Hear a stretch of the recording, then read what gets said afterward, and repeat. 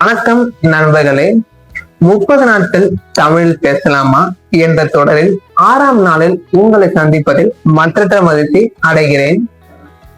பொதுவாக இவ்வாறான மாதிரி நீதிமன்ற போட்டிகளில் வாதிரியாளர்கள் என இருவர் இருப்பார்கள் என்று நாம் கண்டுள்ளோம். நான் தற்பொழுது இத்தமிழ் மாதிரி நீதிமன்ற போட்டியில் 2வது வாதிரியாளர் அல்லது பேச்சாளராக உள்ளேன். நான் மேற்கொள்ளும் எழுதினாக்கள் என்னவென்றால் 3 மற்றும் 4. பொதுவாக நாங்கள் முன்மொழிவினை கற்று தேர்ந்த பிறகே எழுதினாத்திற்கு செல்ல வேண்டும்.